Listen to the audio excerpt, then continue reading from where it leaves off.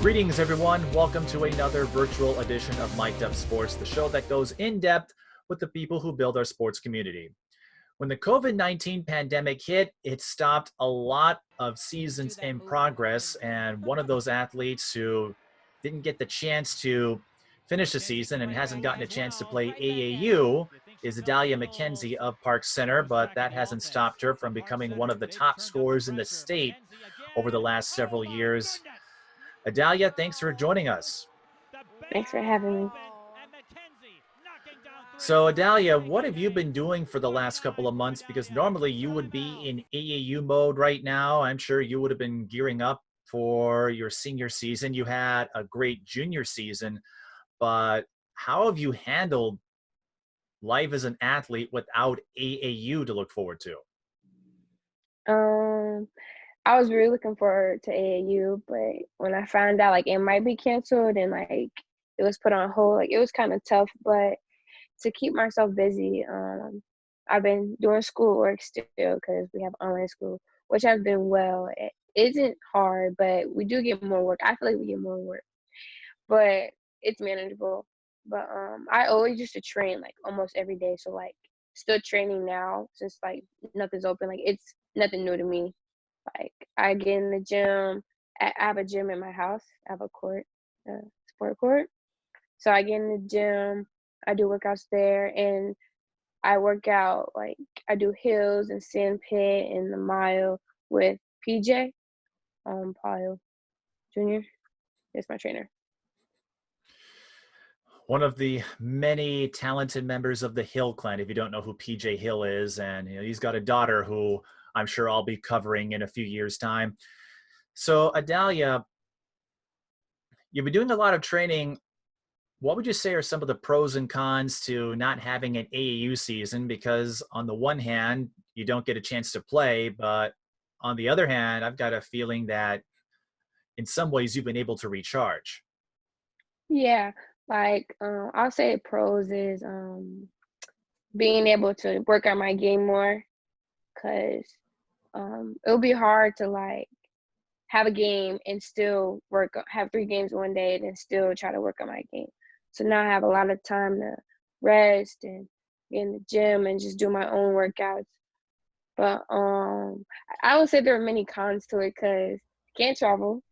That's one of the most fun parts about traveling and with AAU.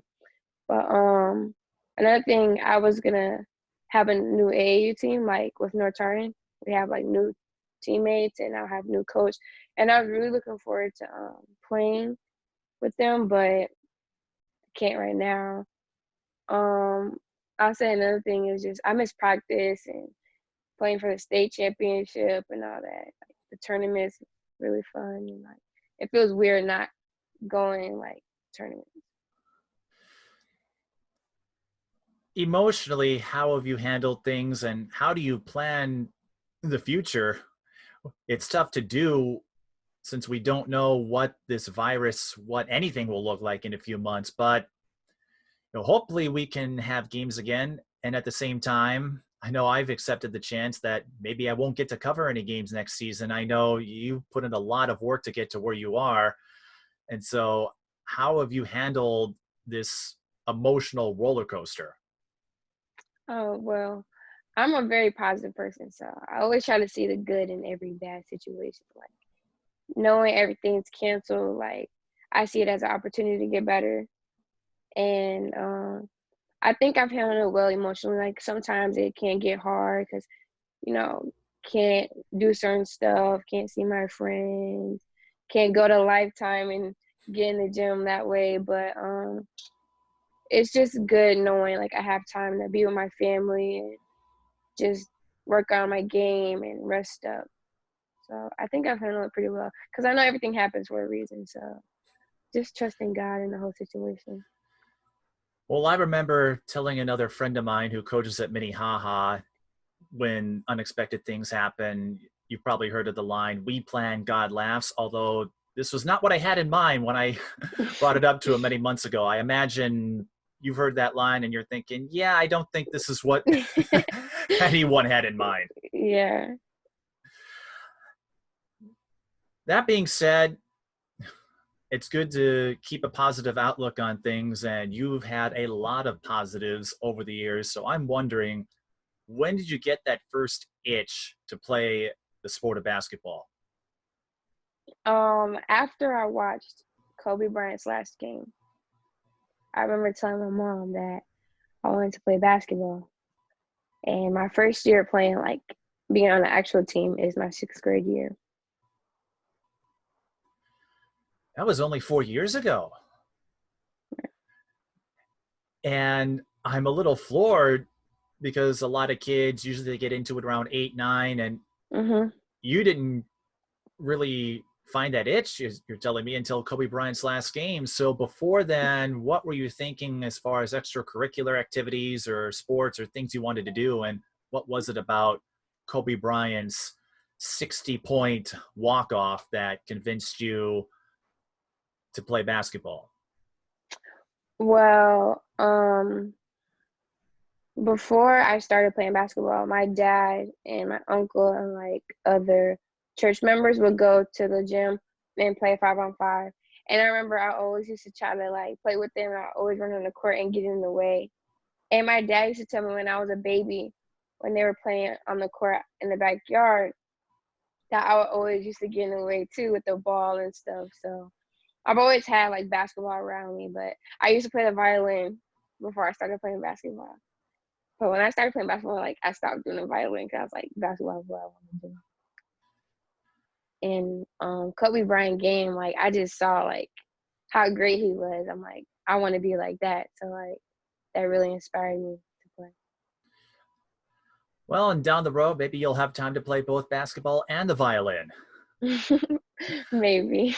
Well, I've met some basketball players who have some musical chops. So, hey, don't give up on that violin Yeah. passion of yours either just yet. So, was Kobe Bryant an athlete you looked up to, or were there some other athletes on the men's or women's side that you idolized growing up? It's always been Kobe Bryant because that's my dad's favorite player. So like I always hear my dad talk about him, and we always used to watch his highlight videos and games. But for the female side, Maya Moore, I used to watch all her game, the championship games, highlights, and interviews. Like that's still my favorite WNBA player. I had a few moments with Maya Moore covering the Lynx for 10 years, so I'll never forget the game winner in Game 3 of the 2015 finals when she hit that buzzer beater with 1.7 seconds left. And you Yeah. probably saw Mhm. folks do a side-by-side between her shot and Michael Jordan's shot all the way back in 1989. And, much like you, highly spiritual figure, another annual ritual, and you may have seen this, and if not, no big deal, was interviewing her and covering her at the Faith and Family Night events that the Lynx would host. Yeah. She's really inspiring because she's like very spiritual too. And not too many people are very open about it, and she is. Like, she took a break from the WNBA to go help the guy that was in jail. So that's really inspiring. Yes, and I remember my colleagues talking about how rare that is, how crazy it would sound for most players to take a year off, in her case now 2 years, but just to walk away in the middle of your career at the height of it to help someone out. Hmm. Yeah. And for Kobe Bryant, I know these last few months had to have been wild because we're still dealing with the pandemic. In January, we were all processing his death, which Yeah. was a big shock for all of us. And I know you have Kobe Bryant as your Instagram photo. Hmm. So, how did you handle that? I'm guessing you never met him, but you looked up to him, watched a lot of his Yeah. games, and probably saw a lot of his performances going all the way back to '96. And in the middle of your junior season, as some folks might compare you to Kobe. Who knows? All of a sudden, we find out he's no longer with us. Yeah. When I found out, I was at church. Like, church just got done, and my friend that was with me, she was like, "Kobe died." I was like, "What do you mean?" I was like, "Stop playing." And she showed me the news post. I was like so shocked. I didn't believe it at first, but then it was on the news. I was crying. I cried for like almost a week. It was just so heartbreaking because his daughter was with him too, and like all those lives who was lost in the helicopter. It was just a sad story, but it was really hard for me because yeah, I looked up to him, and I remember always watching his highlights before games, and get in that Mamba mode. But um, he did a lot for women's basketball and for men's basketball and just for the world in general. So it just hurt a lot, but he's still with us. So Yes, you're not the only one to tell me how upset they were at his death for all the reasons you spoke of. And that was what I admired most about him is he was going to be a great ambassador for the game, both the men and the women.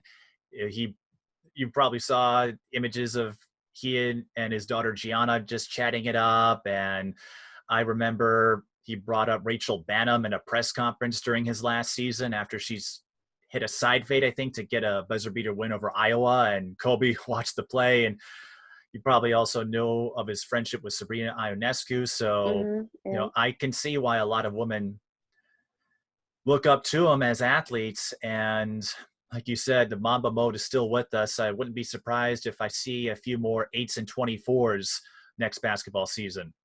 Right. What was your favorite moment, if you can recall, as you were watching all of Kobe Bryant's film and drawing inspiration from him? What did you enjoy or idolize most about his game? His mentality and his mindset. Like he was a great player, but if you don't have the mindset of being a great player, you can't be great. So his mindset, like the Mamba mentality, that was really inspiring because that helped me with my confidence and just going out there and playing my game and playing hard and dominating the floor. Now, you got your first itch in 6th grade. Do you remember the first competitive basketball game you took part in and what you made of that experience? Yeah. 6th grade, yeah. My first team I was on B team for traveling basketball.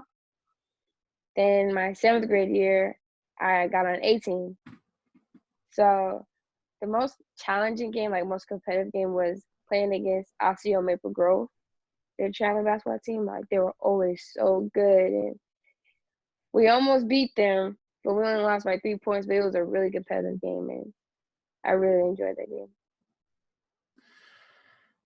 So, what was it like being on the B team? It sounds crazy now with what you've done at Park Center, but to start on the B team and then make your way up to, the A team where I'd say you've been for the last several years, but what did you learn from that 1 year on the B squad, and how do you think that helped you prepare for the role you've taken up now?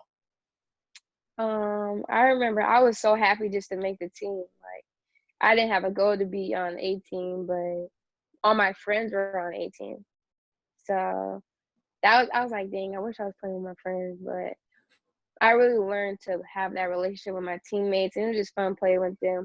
I knew we weren't the best, but we still played hard, and I remember I progressed faster than everyone else, so I had to learn how to take that leadership role that year, my first year playing. So that was pretty fun. And so, what did you learn as far as leadership skills when you realized that you were making your way up through the pack? Um, I realized that I was the best player, and my teammates weren't as good. So I guess that taught me to be a good leader by getting my teammates involved and helping them out. Like if I know I'm better than you at this, I want you to come to my level. So I'll challenge my team and I'll push them and encourage them. Like I feel like I'm one of the best encouragers because I always want to see people do good. So I always let them know like you got this, don't give up. But it really teaches me to be a verbal leader. Like, and that's what I'm still working on. Like still being verbal and talking.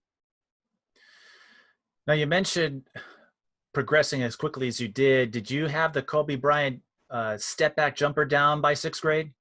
No, no, no, no, not yet. No, no. Still working on that? Yeah, actually, I got that in my bag. My dad taught me it like 5 months ago. And you mentioned your family being involved in basketball. I knew your father was a pastor. I didn't know a whole lot about your family. So it sounds like they had a history with basketball as well.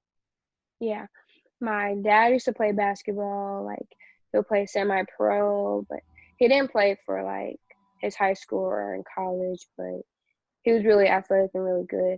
My older brother, he played traveling basketball for Park Center. He went to Park Center, but he didn't finish out school. But he was really good at basketball too. And I have a younger sister who's coming up after me, Paige McKenzie, and she plays basketball. So Park Center fans, I guess we'll have another McKenzie to look forward to when Adalia graduates. So don't fret just yet. So what did you learn? How did you grow in your time from sixth, seventh, eighth grade? Because I don't recall when you started varsity. I remember seeing you in ninth grade, but not hearing about you before then. So how were you molding your skill set at that time? I would just work on certain parts of my game because um, it just getting better is a progress. So I would just work on finishing my layups with my right hand and my left hand. Then I'll do ball hand dribbling.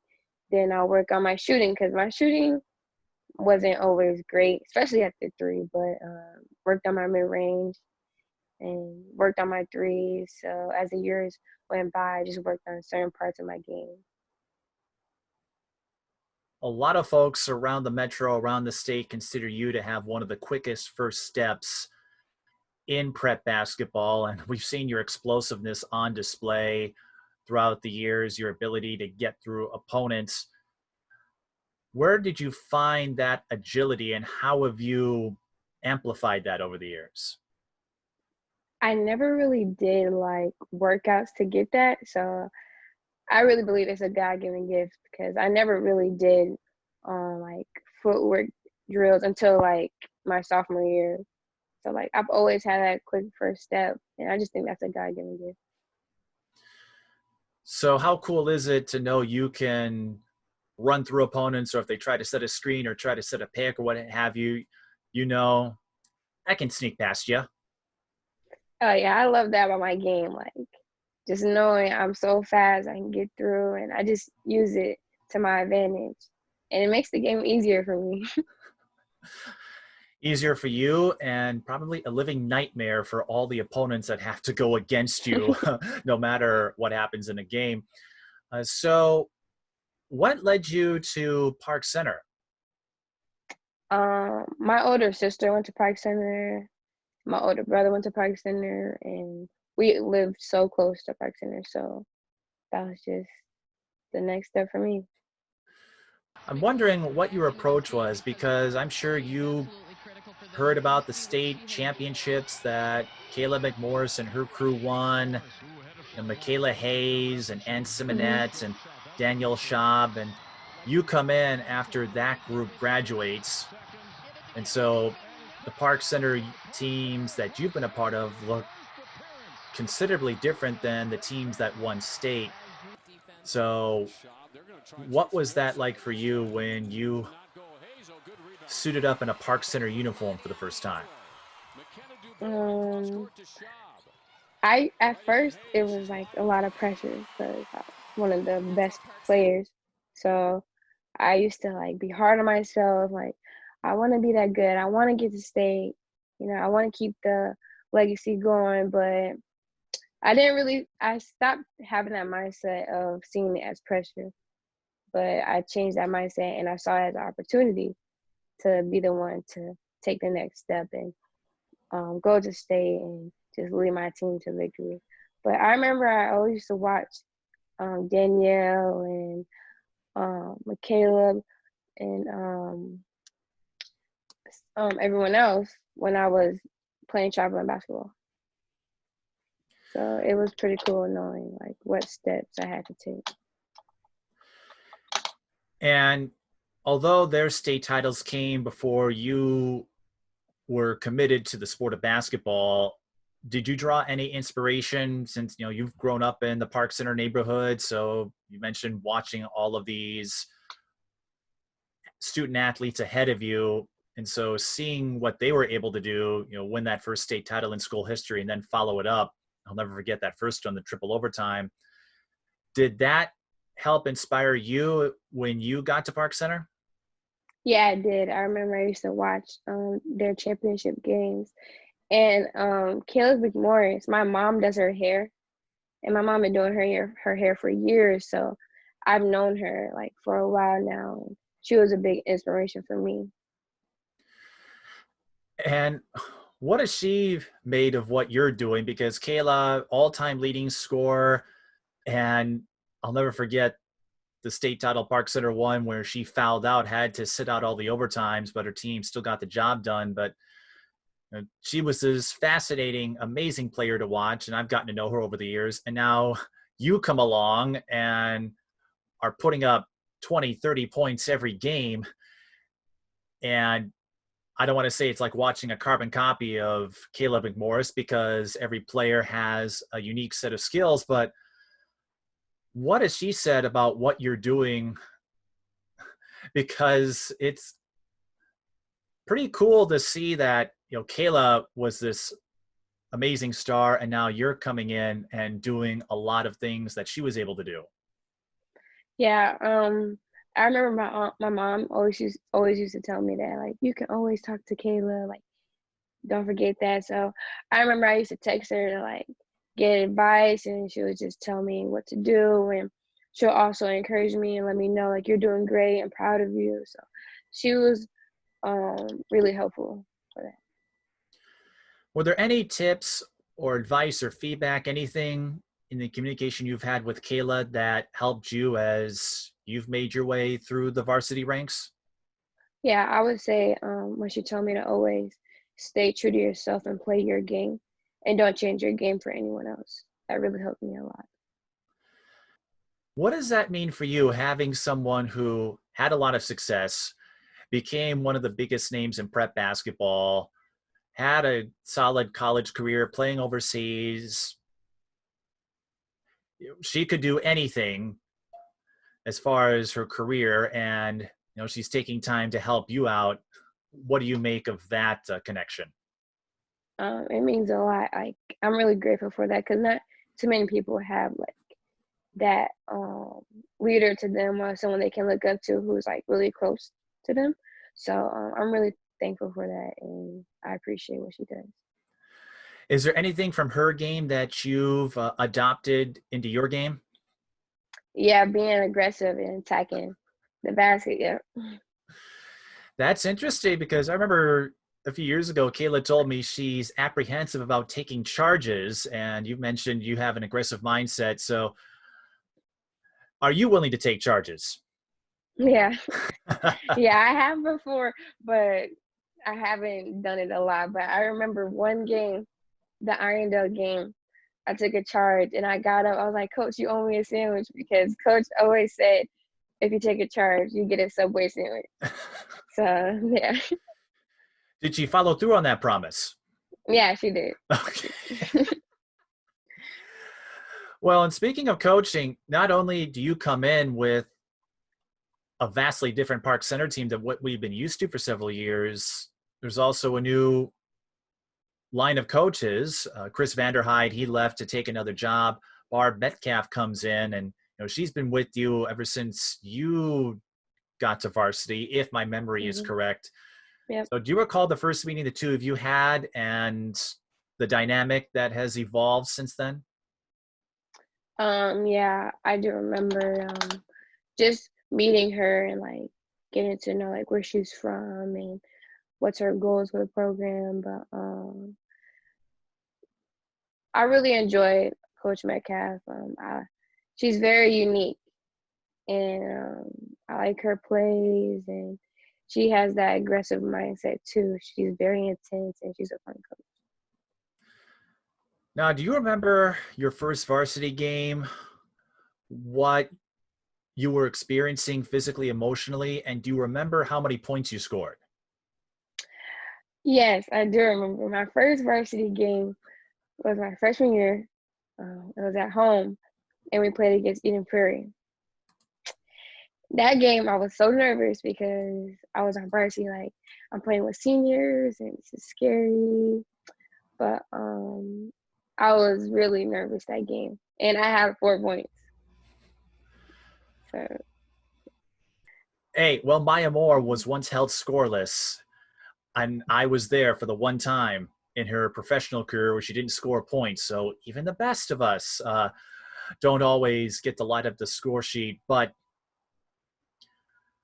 after that first game, how were you feeling getting those nerves out of the way?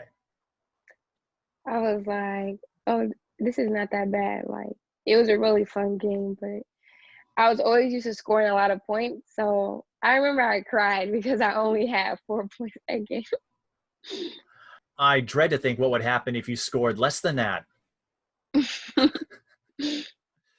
What would you make of your freshman season as a whole? You had a strong year, and even though you weren't up there in the scoring list yet, we saw glimpses of your capabilities. I remember covering you in that overtime game with Wyzetta, and seeing yourself and Tanae Griffin and some of these younger kids. Everyone's wondering, how is Park Center going to look? Are their best days behind them? And I see what you did, and we're like, yeah, I think they'll be all right.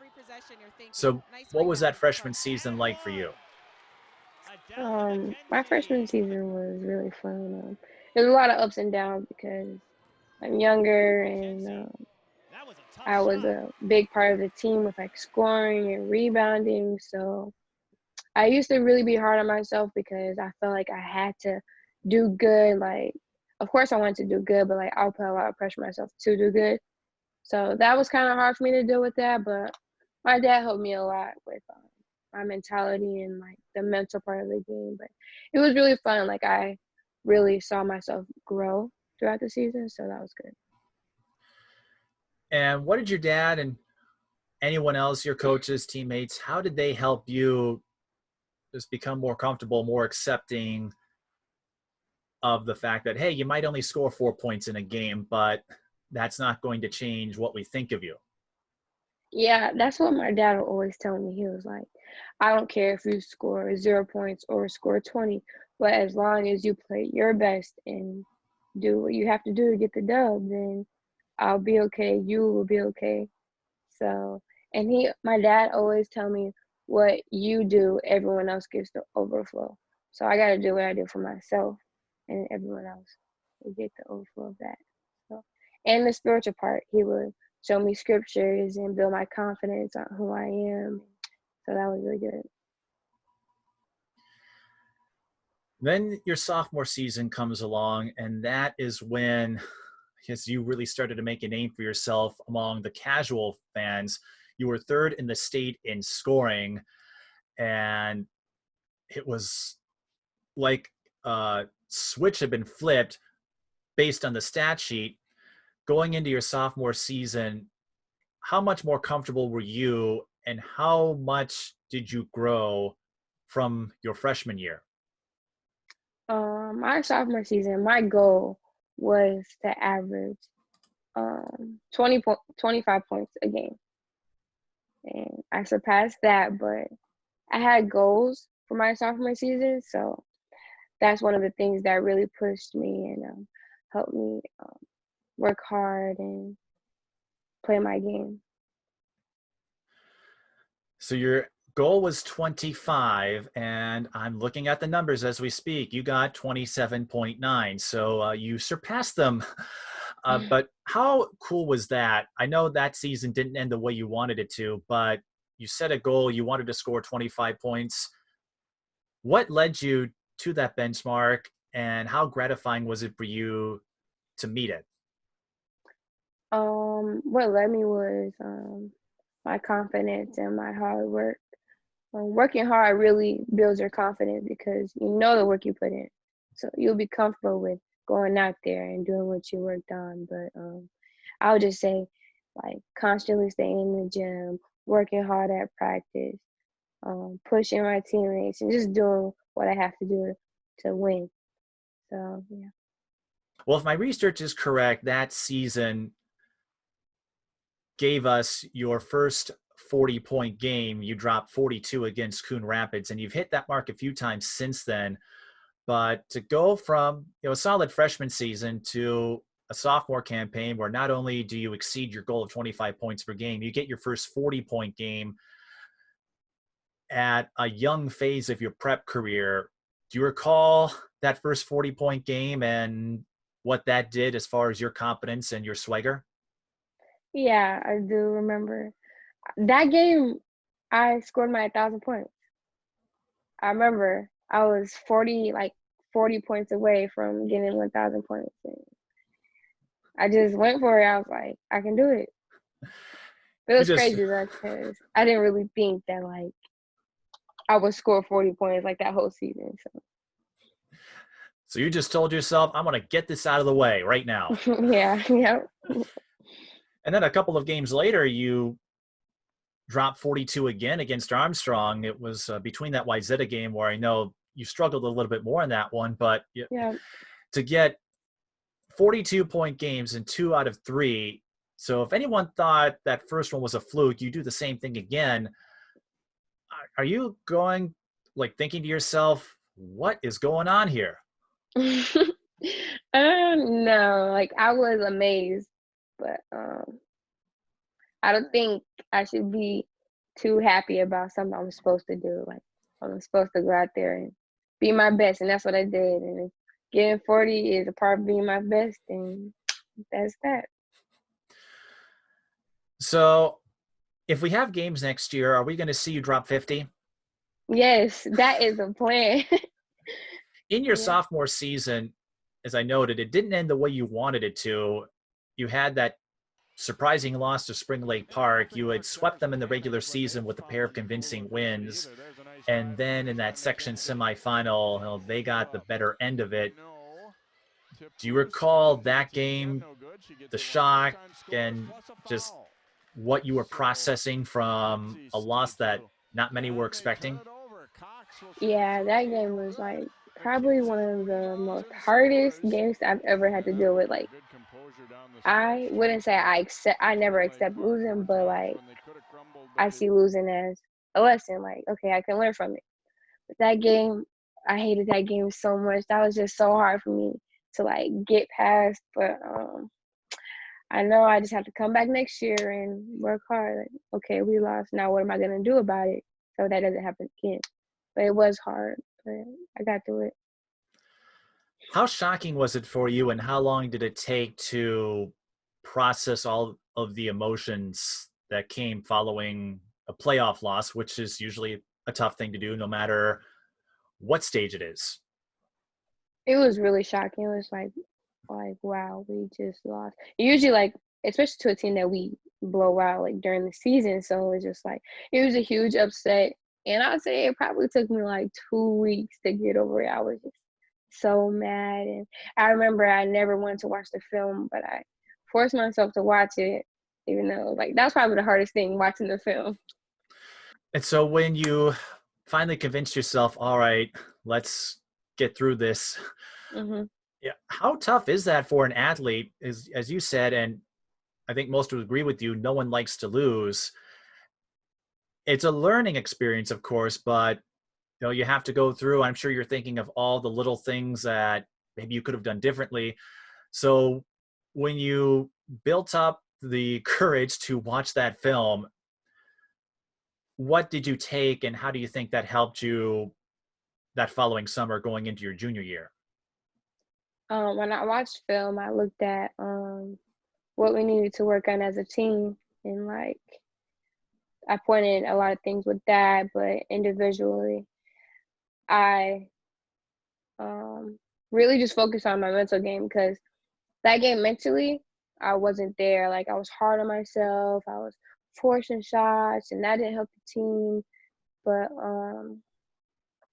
I just really just focused on being stronger mentally and understanding what I have to do, and just work on my game. being like a good player all around the board.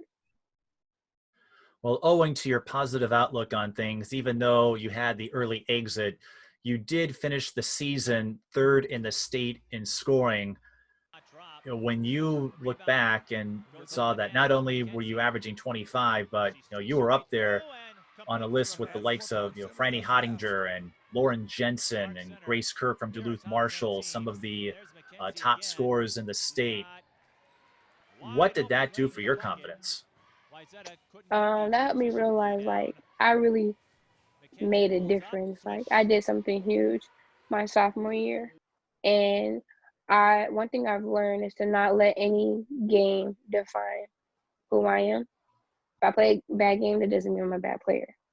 So that's another way I got through it. But I looked at my accomplishments and I was really proud of myself. Like I had a good year. And then your junior season, you averaged 30.8, so you found a way to take your offensive capabilities even further.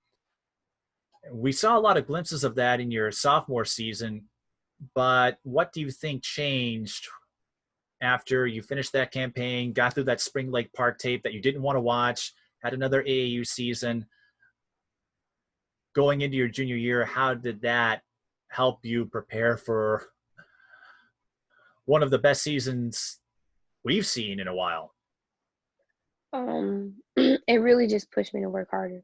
Like my work ethic went on a whole nother level because I didn't want to lose again. I wanted to go to state, and it wasn't so much of scoring because that's really just a part of my game, but I just wanted to work on doing my best for the team and for myself. And you had a crazy season. We'll talk more about it in detail, but you scored 20 points in all but one game, and you had a bunch of 30-point games, had a few 40-point games. I mean, you had some ridiculous numbers. Did it ever hit you that you were putting up these astronomical numbers at such a regular rate during your junior season? Yeah, I would say towards the end, my grandma, she always used to fill me in on like the list with the top scorers and all that. 'Cause she was she's my biggest fan, so she'll always keep me informed on like the articles and stuff. But when I just saw I was like number one in score, I was like, wow, like last year I was third, now I'm number one, like, and I'm averaging like 30 a game. Like that's crazy. And I'd say one of the highlights that really got you a lot of publicity, even though you didn't win that game, was scoring 42 against Hopkins, and Paige Bueckers CCX televised that game. You and Paige have a good rapport, as I've seen. The two of you are highly supportive of each other, and you probably are aware of all the attention Paige and Hopkins were getting with Paige going to UConn. You dropped 42, and again, even though it wasn't a win, now people are paying more attention to you.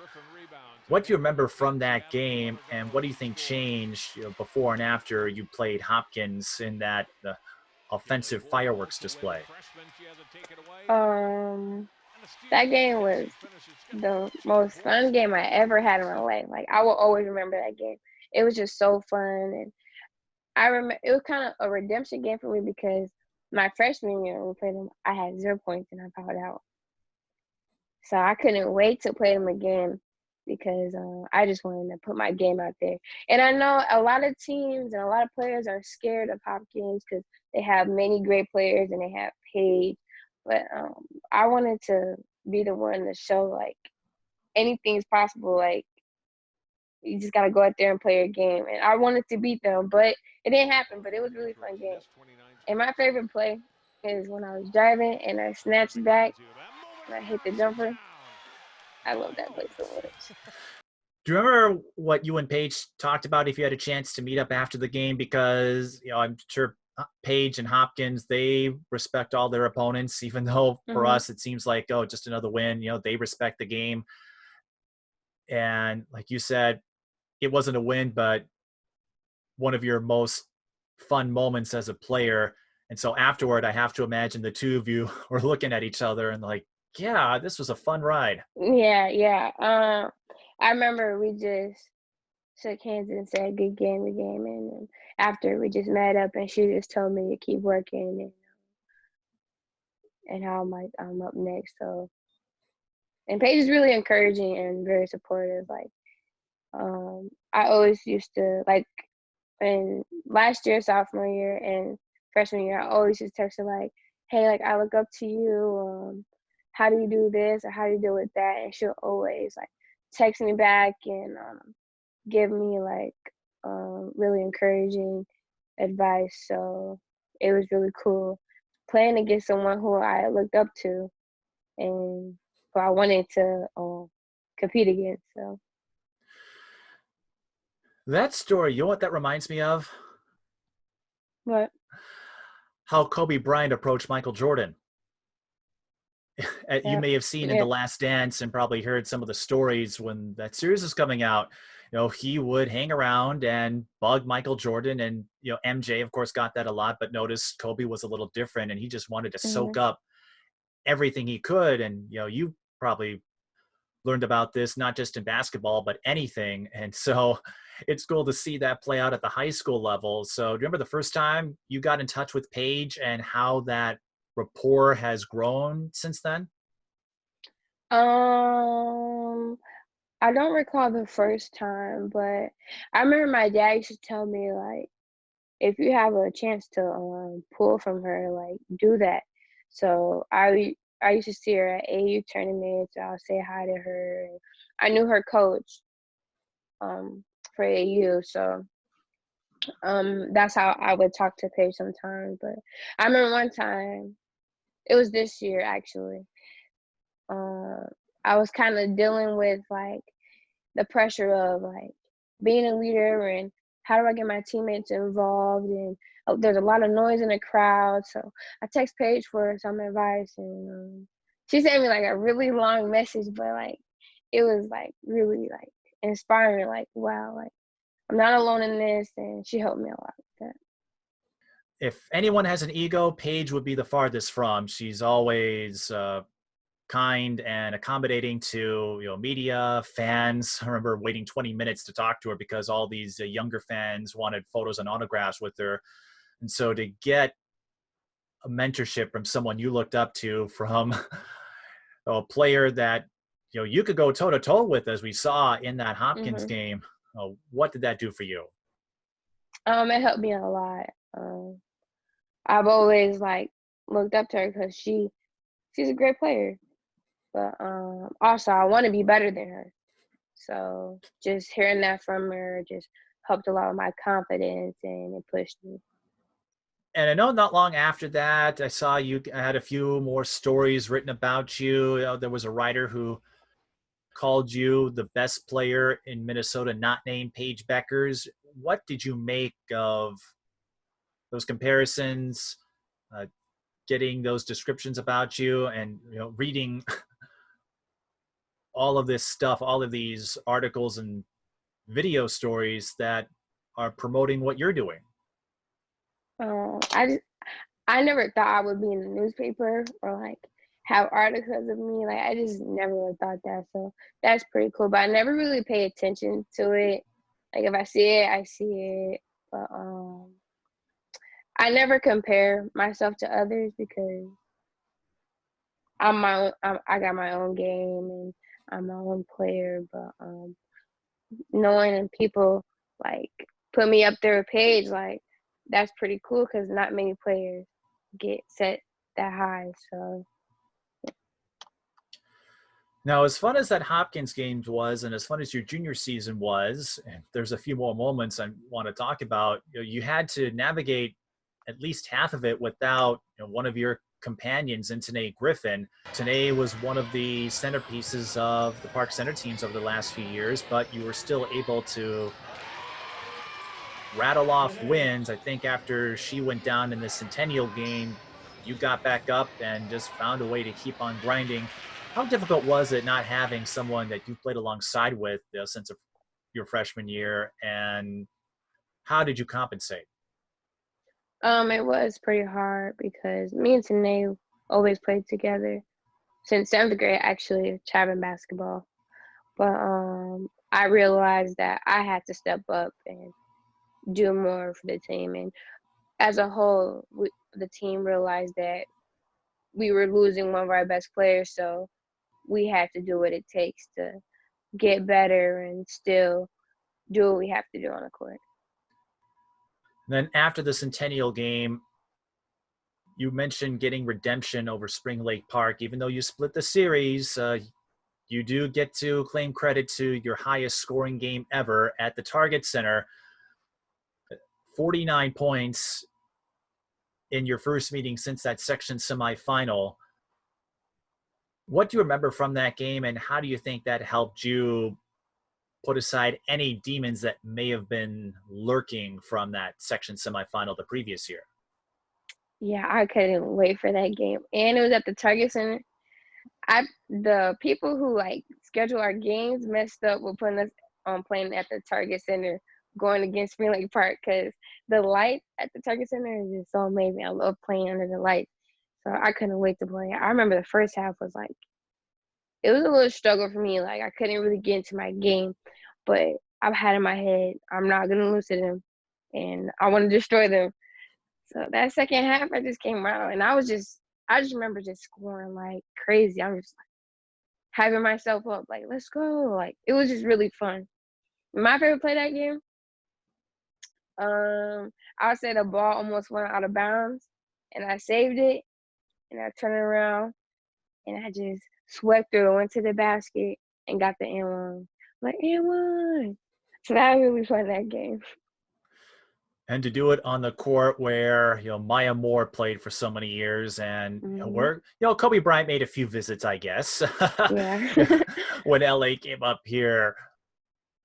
Even though you didn't have the fanfare that you do for a state tournament or in that meeting with Hopkins, how cool was it to have your career high on the same floor where your favorite player, at least one of them, made a name for herself?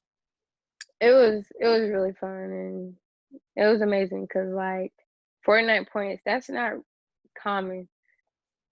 So doing it at the Target Center really meant a lot to me, and I had my family and church family in the crowd. So doing it in front of the people I love the most it meant a lot to me. It was heartwarming. Then Spring Lake Park beats you. You don't have to worry about them in the section playoffs, but Yeah. you did have to go against Centennial, the team that had beaten you in the regular season meeting, and Champlain Park was no pushover either. They had, Hmm. a win over Eden Prairie in their resume.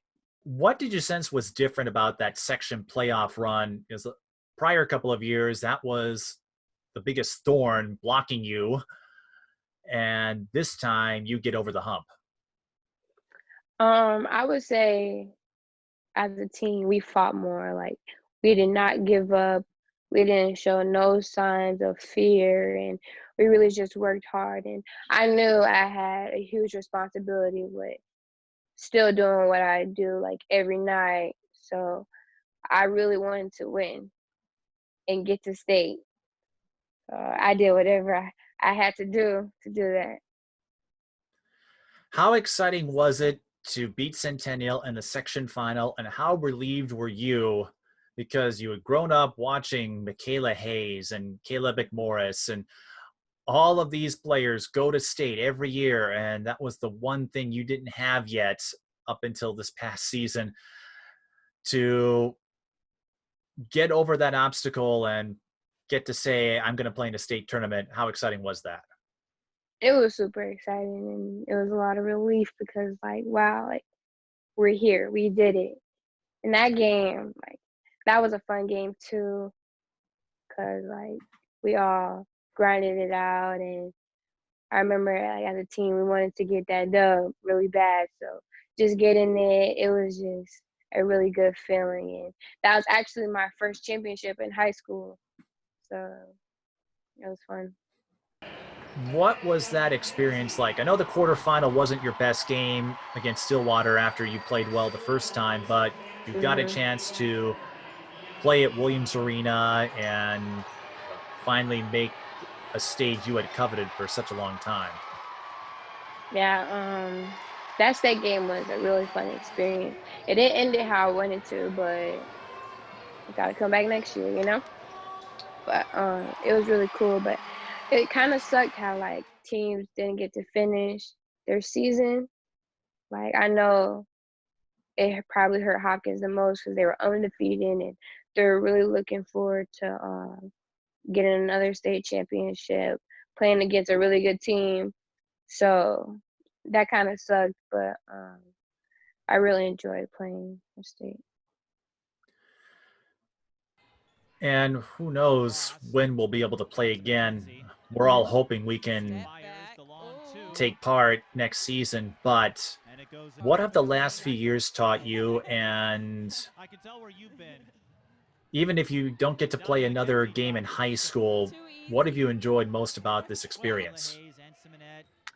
I would say growing as a person. My dad always told me you can't become a better player until you become a better person. So just growing as a person and becoming strong mentally and then just seeing my game grow is just really good to see because I always want to persevere until I win. So just seeing my hard work pay off, it's a lot of relief and I'm proud of myself. Another elements that I noticed about you, and you've sported this over the years. I remember the first time I saw you play, and I think you had a few dashes of pink in your follicles, and I've seen you sport some different colors. So, where did you get that flair? And is that something you just like to do? Not too many players will sport as many colors as you have. I remember I just wanted to dye my hair red because red is my favorite color. And after I did red, my mom just kind of used me as her guinea pig to do different colors because she's a hairstylist. And I like I had pink, red, purple, blue. I've had red, purple, and green together one time, blonde. So I don't know. I just think it's different because not a lot of people dye their hair like colorful colors. So I like that. But I think I'm gonna go back red soon. So So, who's going to do your hair when you graduate, head off to college, presuming you don't stick around? Because your mother, I don't know if she'll follow you, but it sounds like if she's using you to test all of these different styles, well, how are you yeah. going to manage that? Man, I don't know. I have to find a hairstylist, sadly.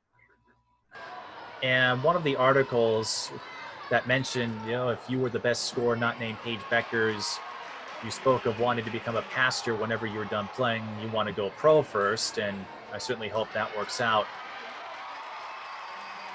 When did you first develop that spiritual connection, and how has that helped you over the years? Um, all my life, like I've grown up in the word. But I remember I wanted to be a pastor like fifth grade. I told my dad like, Dad, I want to be a pastor just like you. So that's always like stuck with me. And I remember when I started playing basketball, I'm like, wait, I want to be a WNBA player though. So it's kind of like, which one do I choose? But whatever is a part of God's plan, that'll happen. But the plan is after I retire, I'll become a pastor. What led you to take up that interest at such a young age? I remember my dad always used to preach to us in the house before we got our church. So just hearing him preach and reading my Bible, and my mom bought me a book. It was kind of like a journal, and it had like scriptures in it, and it would ask you questions like, "What did you learn about this section?" So that really just inspired me to want to be a pastor and make a difference for people.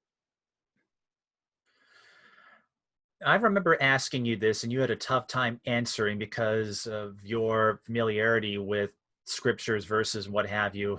I remember asking you what your favorite verse was, and you couldn't pick one. So I won't put you under that kind of pressure this time. But what are some quotes, verses that you reflect on for situations? What are some sayings that have helped you? I'll say Mark 9:23. Anything is possible to those who believe. Um, Philippians 4:13. I can do all things through Christ who strengthens me. There's another verse, Exodus 14:14, and it says, "The Lord will fight for you. Just stay calm." How has that become a part of you? How is that a companion along this journey? That's a huge part of my game. I give all God the glory because in my toughest moments, I would pray, and my dad would show me scriptures and build me up and build my confidence up, and just know who I am in Christ really puts my confidence up here because I know I can do all things. I know God is by my side. And I don't play basketball just to play it, but I play it to give God the glory and make His name famous. So it's a huge part of my game. And do you remember what your dad told you when you said to him, I want to become a pastor? He was like, "That's good." He was like, "You can be whatever you want to be." And I asked him, I was like, "Dad, you gonna help me?" He was like, "Of course." So yeah. Now, do you see yourself? I know you've helped record some of his sermons on like Bible studies on Wednesdays. I'll see some live streams on Instagram, for hmm example. What kind of role do you see yourself if you do follow that route of becoming a pastor? Um, to be honest, I'm not sure. Like right now, like I do help with like his online services, or I type up his messages. Like he writes them in his notes, and I type it up for him. So that's how I help out. But I'm not sure about that yet.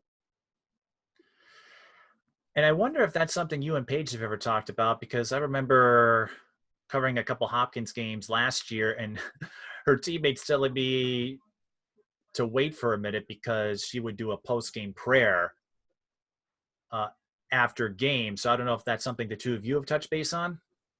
Yeah, actually, and when I would reach out to her and just be like, "Oh, you had a great game," or "How have you been?" or "You're really inspiring. You really inspired me with this," and stuff like that. She was just like, say how she wants to make God famous, and she knows I'm doing it too. So that faith is really huge for both of us. But we've talked about it before, just about making God famous, and doing what we got to do. So reflecting on your time as a player, what would you say was the most exciting moment, and what has been the most embarrassing moment? I would say the most exciting moment, um, is just winning those games that a lot of people didn't think we could win, like the Wayzata game this year.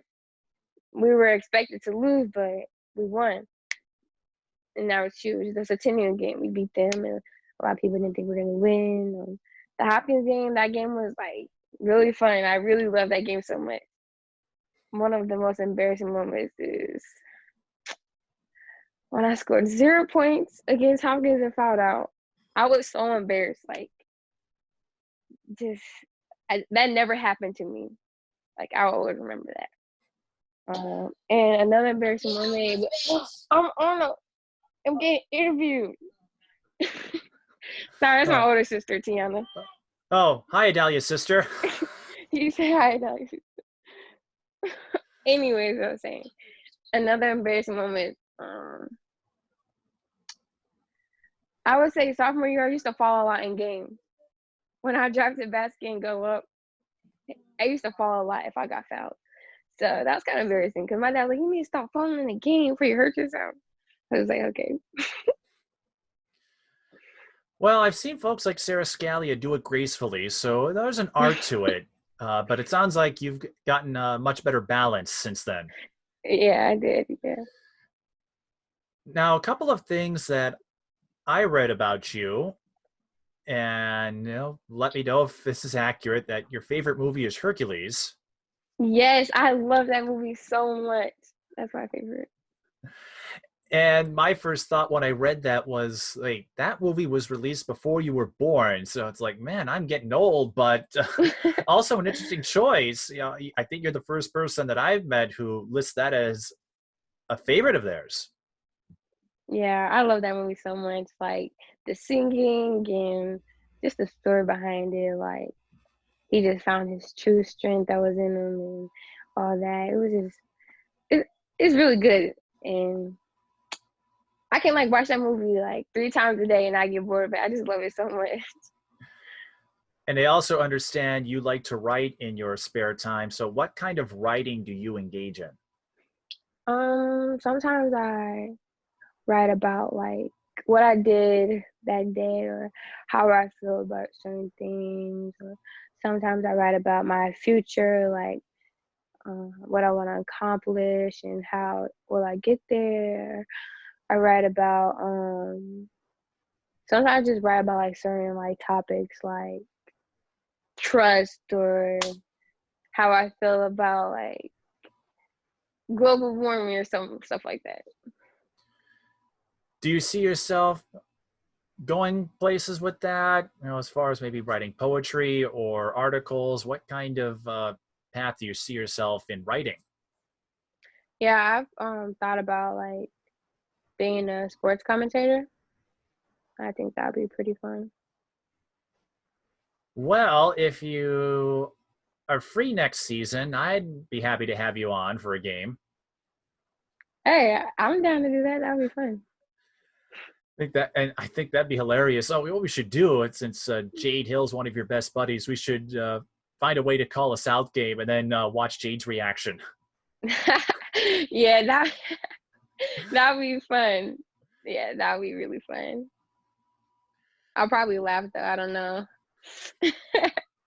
I'm sure you'd manage. It's like, oh, and Paige is done, so we can't call a game of hers because I'm sure that would be just as exciting. Yeah, really Uh, fun. if only I'd known, but that's okay. And if you don't mind touching on that briefly, mention the friendship you've built with Caleb McMorris and Paige Bueckers, and how, you know, Jade Hill, one of your best friends. So you've gotten to know the Hill family, you know, the Hill sisters. You train with PJ, and uh, how has that helped you as an athlete and as a person? Just being around people who's gonna push me is really important to me. So me and Jay work out.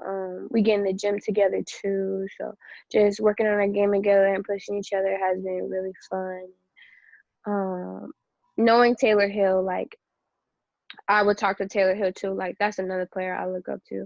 I would talk to her and ask her for advice. So it's been good knowing like I have that connection, but their family is just like really all about basketball, and that's how my family is too. So I just love being around them and getting better. It's you know a lot of basketball royalty around the state. Yeah. Not many folks can say that, but you know, how cool is it to have, with Paige and Kayla and the Hill family, you have, you know, three branches, all talented players, all have made an impact in the game, and all of them have helped shaped you as a player, as a person. You know, how cool is that to know you have all of this guidance and support from so many different eras and levels and just history? I mean, you're getting all of this uh, interaction, all of the support from people who have left a lasting impression. It means a lot because I know not a lot of people have that. So just knowing I could pull from these people who like are where I want to be or were there before just really means a lot. And I've learned that I can help others um, with certain things because I've learned from the people I look up to. So that's been really good. Now, I'm not sure where you are as far as colleges go, but what are some goals you have with life after high school basketball? Do you see yourself going Division 1? You mentioned going pro. What are you hoping to accomplish moving forward? Yeah, I want to go Division 1, playing Division 1, and eventually get drafted. But I don't want to just go to college and just be a regular college player. I want to go to college and make a name for myself there.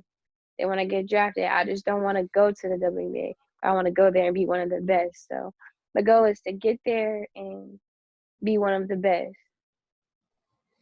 Where do you see yourself career-wise? When you mentioned being a pastor, I mean, there could be so many different facets to it, whether Hmm. it's offering sermons the way your dad does, or, I go to Fred Rogers, who was an ordained minister, but didn't do any kind of preaching. He used his Mr. Rogers Neighborhood program as a way to communicate the values and ideas that he had learned.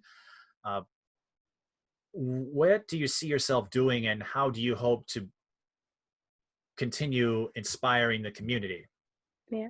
At first, I wanted to do something like journalism, but I kind of feel like I would get bored with that, and I don't want to get bored with my job. So I enjoy helping people. So I've thought about going to a helping field, or how to like find something like in social work or something like that.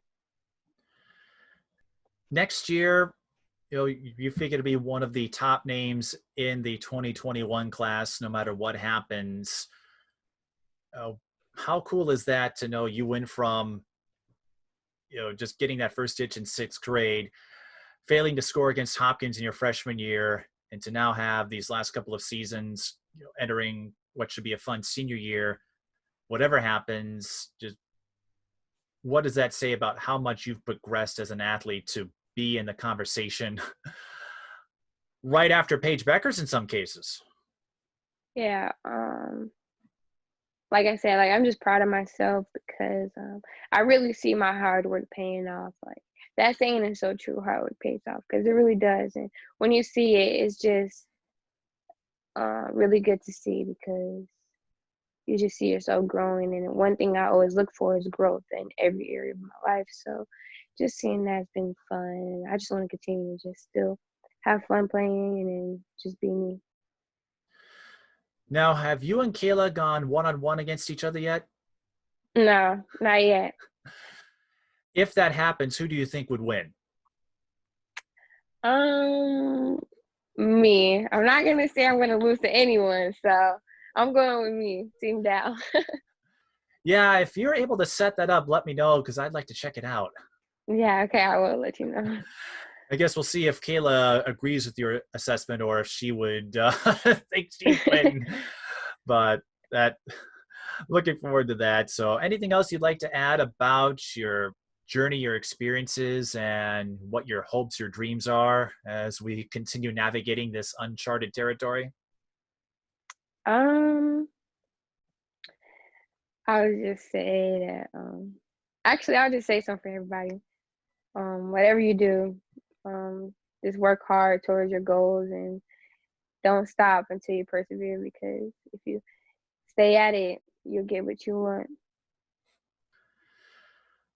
Well, you've gotten a lot of things, and I can't wait to see what else you add. And this is a lot of fun just getting to learn about you. And not only do we see how you have evolved as a player, it's clear you have a lot of talent, but just from talking to you and some of the things you've engaged in, you understand there's a world out there.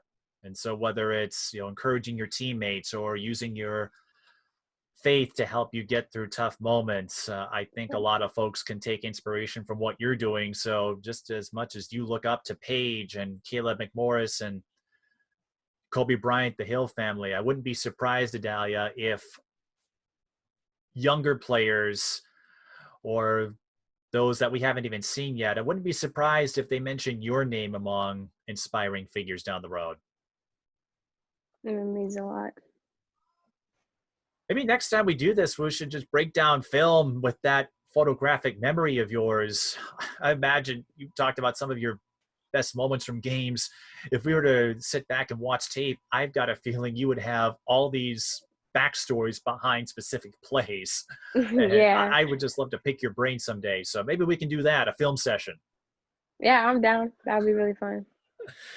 Well, once again, Adalia, thanks for the time and best of luck as you finish up your junior year academically, and we hope to see you soon on the court. Yep, thank you for having me.